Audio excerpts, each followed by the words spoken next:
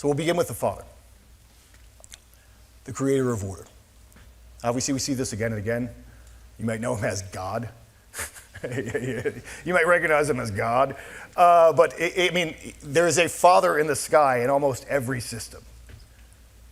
And I think the reason why it's specifically a sky father is that, when you're a boy, you look upward to your father. You literally look up to your father. It's not just a figure of speech. You look up to your father because he's taller than you. And he represents, in some sense, for a girl, he represents a model of what a man is, but for a young man, he represents a model of what he will become, or what he could become. But of course, the truth of that is that you never actually become your father. That's impossible. He's himself. So there's something beyond a father, something higher than a father, the father of fathers. He's the ideal father. One father to rule them all. Odin is called the All-Father. And I think that's why. It's so normal. So much of the stuff I like to talk about is so simple and repetitive because we've been doing it over and over and over and over again. And everyone has that experience, that your father is higher than you. And why would he not be in the sky where light and the sun is? And the sun provides order and light. There's no real system in which darkness symbolizes good and the light symbolizes evil. That almost never happens. We've been doing the same thing, creating the same ideas over and over again.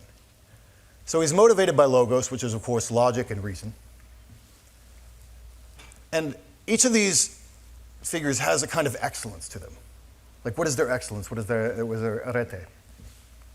And, of course, he's going to be involved in problem solving, leadership, decision-making.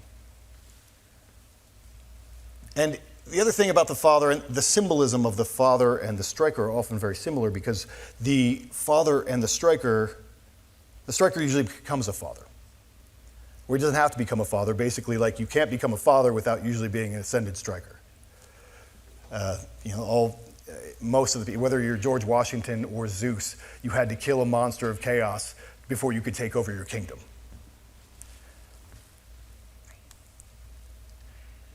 And throughout this book, I like to frame it in two different senses. What is the role of the father? And he has two different roles. A father in darkness, which would be the stuff that you aren't supposed to see. Like, you're not, if you're the kid or the people being ruled, you're not supposed to see the father in darkness. Because, if you're a good leader in any way, man, that's hard. That's hard work. And you have to sit and think of what are the consequences to all the things that I could do? And there's so many possible outcomes, and this could hurt this person, and this could hurt that person. And I'm setting a precedent here, and maybe that's a bad precedent. And that's a lot to think about. It's confusing and it's stressful. So, I think that there's a job of the father that doesn't get seen a lot. And you're not supposed to see it. Because, if dad freaks out, then everybody freaks out. But, any leader or father who's, worth his salt and actually cares about his kids or his people is going to be a little stressed out sometimes and confused about what he should do. So I think it's symbolized really well by Ra and his solar barge. He's an Egyptian god of the sun, and he symbolizes, in the ancient world, obviously, the sun goes down, and where did it go? It disappeared for the whole night. Well, Ra, in the stories, goes and fights chaos monsters all night long. And in the morning, he defeats them, and therefore the sun rises again.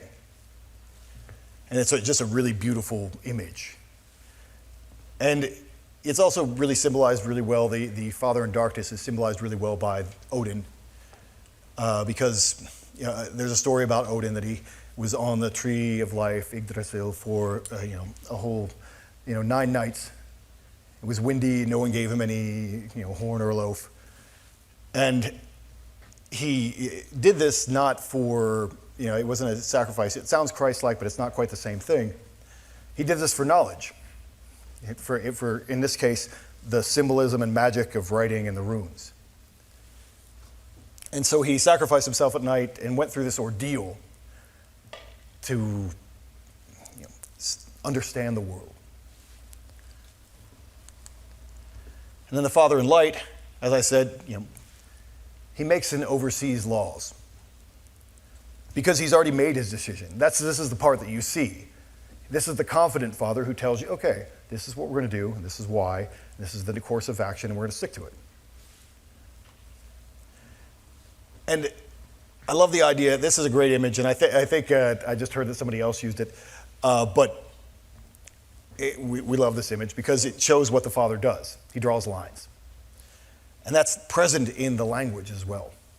In the Rex, which is the Roman version of king, but it's also in the royal styles of like the British royal family versions of Rex. I mean, it's a queen right now, so it's like Regina or something like that, but it's in part of their titles. It corresponds to Rajan in the Vedic, kind of an ancient Indian culture. And it goes back to a Proto-Indo-European root, which I talk about that a lot, and it's really a theoretical language that a lot of languages come from. And that's Chreg, or however they don't even know how to pronounce it. It's all theoretical. But all these things mean to right or straighten oneself. They come from right, draw his lines. That's what kings do. They draw lines. They make boundaries. They make rules. And what's cool that we also have another word for that, which is ruler. That's what a ruler does. A ruler is a king and also someone who draws lines. All these things just come together in this really elegant way. Second archetype that I want to talk about is the striker.